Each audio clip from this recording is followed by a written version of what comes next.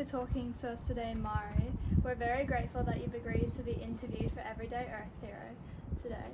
My name is Hannah, and before we begin, I'd like to acknowledge that we're chatting on the land of the Whadjuk Noongar people and acknowledge their people past, present and emerging. So first off, could you please introduce yourself and your work? Okay, so as you said, I'm Dr. Marji Puotinen. Thank you so much for inviting me to your podcast or YouTube cast. So I'm a research scientist. I study coral reefs, but in my spare time, I run an outreach program for kids, and we ask them a crazy question, which is, what do penguins and coral reefs have in common? And usually people look really puzzled, but eventually they work it out that they both really don't like that the oceans are warming up from climate change. And as part of that outreach, every now and then we decide to run international drawing contests for kids around the world, drawing what they love most about first penguins and coral reefs in our 2018 contest, and then in 2021 it was trees as a way to help cool the earth, to help penguins and coral reefs and people and every living thing. And so the idea behind that is to provide a pathway to action, because a recent survey, you might have heard about it, of kids from 10 different countries, 1,000 kids, it was in 2022 I think, showed that like 45% of them were so worried about climate change that they couldn't go about their daily lives in a normal manner, and like 70-some% of them were really worried about it. And so if you're feeling worried about something, the best thing to feel better is to be able to take some positive action towards making it different than the outcome you're worried about. And so that's why we want to provide a pathway to action, but a non-threatening one. So kids drew a picture of a tree and we planted a tree for them, which helps to cool the earth. But then we took all the drawings together to make the giant banner, and then using that to get people excited about what they can do when they work together, and also to raise interest in the media and remind world leaders and leaders at every level that this is an important issue for kids, that we need a safe earth for kids, and they need to keep that in mind when they make decisions. So yeah, that's basically it. Yeah. How did you first come up with the idea for kids who care about climate? So I joined an international leadership program for women in science called Homeward Bound in 2018, and part of that program is a voyage to Antarctica. And I thought, I can't just go to Antarctica without doing something, and I was really inspired by the other women in the program. And I had always done lots of outreach, and I thought, oh, I could do a drawing contest. And then my sister said, and you could make a flag out of all the drawings and take them to Antarctica, not realizing that we were going to get 1,246 drawings from 11 countries. So it ended up being a giant banner, similar size to this one. But yeah, the idea came to try and capitalize on the fact, I'm going to Antarctica, I can bring those kids to Antarctica with me via their drawings, and then that surely would be newsworthy to raise that issue. Yeah, and then we decided to do it again in 2021 and make it more directly linked to climate action. And so hopefully kids and their teachers and their parents and their grandparents and their friends all get excited and think about, well, what can I do that I feel comfortable with? Share that with other people. Yeah. All right. What have been some of your biggest successes with your program and the giant banner so far? Yes. So I think about this all the time because, you have to be careful with how you measure success when it's climate, right? So you can look in the news and say, oh, nothing I'm doing makes any difference because the amount of carbon dioxide in the atmosphere is still going up. But with big issues like that, you can have a lot of impact happening behind the scenes, but the big change at the big scale doesn't happen straight away, but it's still worthwhile what you're doing. So I try to see impact, which is how I'm thinking of success at multiple levels. So anytime I go to a school or do an event, if there's at least one person who's like really excited and enjoying it and enthusiastic, and it makes them think differently, then it's a total success. But then it ramps up. So probably some of the things that I was most excited about at COP27 in Egypt, a video about this giant banner got shown to the negotiators who were there working on the text of the agreement as part of the Global Stocktake, which is a formal part of the Paris Climate Agreement, which takes stock of all the climate actions happening around the world. So that's a part of the formal record of the COP. So that made me really happy because I felt like that took the individual voices of all those kids that did a drawing or were filmed or photographed with the banner all the way up to the United Nations, to the people at the biggest scale who are trying to make decisions. Now, I don't know if they did anything differently because they watched that video, but at least we brought it to them and reminded them. So that was pretty cool. But another really cool thing was we suspended the giant banner 40 meters above the Daintree rainforest from a giant crane, and that was really tricky because it was windy. So we had it like concertinaed up with ropes, and then they undid the ropes and it like furled out like a huge sail, and then we spun around.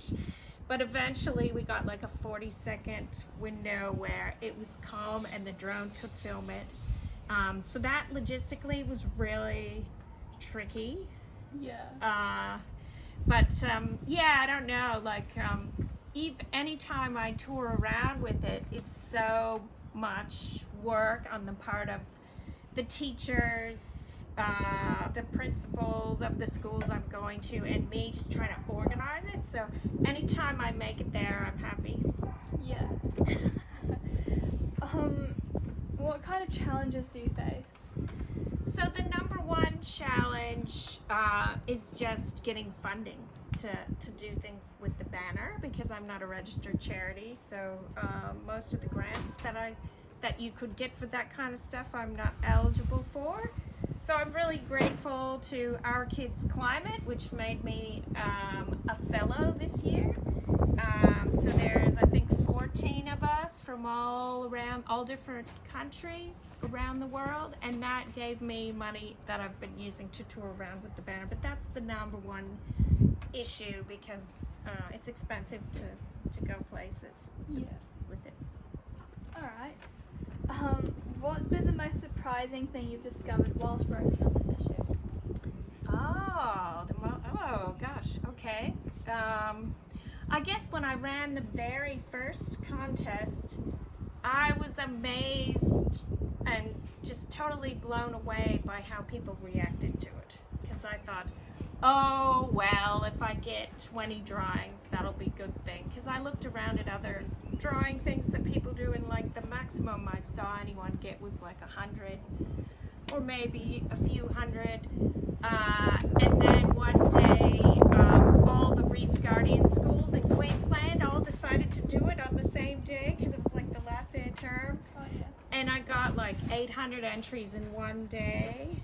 And I was just like, because I approve each entry to make sure that there's no bad things in there. Mm-hmm. So I was like, and just the feedback from people about how they enjoyed it. I never would have guessed how impactful it would be to people. And I remember in Connor's class, there was a little boy, Austin, when he was in year 3, and he said, "Who's running this contest?" And I said, "Oh, I am." And he said, "Then you must be a very important person." And I was like, what?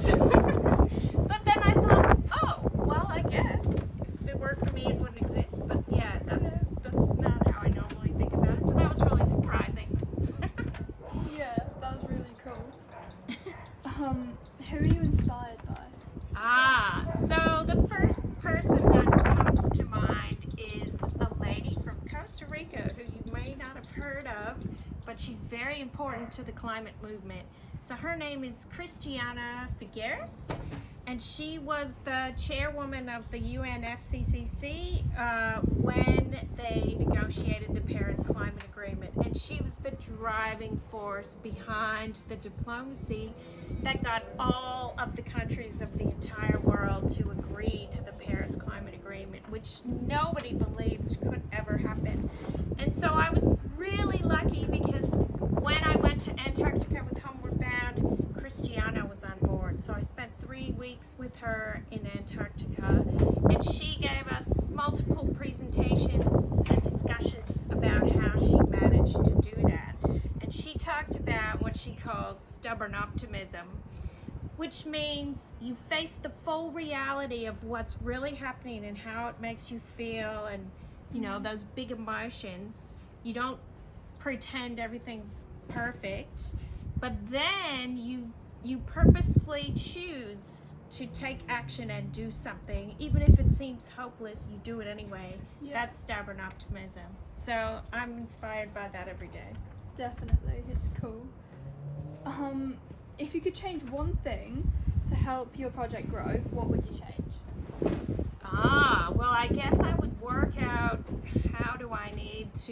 what do I need to do to create a stable funding situation, so that when I have a crazy idea of something to do with the banner, or if someone in Africa emails me and says, we'd love the banner to come here, I can go there because I'm not lacking the money to do it. So yeah. I'm trying to think strategically right now about what should I do so that I can keep it going. Yeah. What are your hopes for the kids to care about climate and the giant banner in the future? Yeah, so in the short term, I promised some schools in Pamela Beach, New South Wales, that I would visit them. I was supposed to visit them just now, but I was sick, so I missed that part of the visit. I want to take the giant banner to Sri Lanka because 2 of the grand prize winners are there, one of whom their drawing was made into a small flag, and it circumnavigated Antarctica with the world record holder Lisa Blair, who sailed her yacht by herself. Yeah, around there. So Connor and Daniel and April and I met Lisa, and we saw her cross the finish line, and she signed the flag. So I want to hand that back to that winner, so they can get that and visit some schools there. And of course I want to bring the banner to COP28 in Dubai, and to every COP until, you know, we start to see some drastic action. I have a lot of ideas. I want to write a book, a fiction children's book that I want to co-write with kids, which will incorporate some of the drawings into it. Yeah, so I guess I just have to figure out strategically how best to do that. But yeah, I want to visit as many schools as possible and in as many countries and parts of Australia as well. Yeah. Okay. Do you get any spare time, and if so, what do you like to do? This is what I do in my spare time, but I do love taking pictures of wildflowers. So here in Western Australia, we're in Perth, we're nestled between 2 international biodiversity hotspots for plants. And during the spring, there's just an amazing diversity of native wildflowers, and they're really hard to find. They're really tiny, so I go on these like treasure hunts looking for these things, and they're like this big, and then take their pictures. Yeah, thank you. Where can people find out more about you and to support you? Okay, they can go to kidscareaboutclimate.org, which is the contest website, and my details are on there. It also tells you the story of the initiative. You can see all the drawings from the 2021 and the 2018 contests. You can search by country and by school and by keyword. But yeah, that's probably the easiest, and my email address should be on there as well. Okay, thank you. Thank you very much for your time, Marji, and just thank you.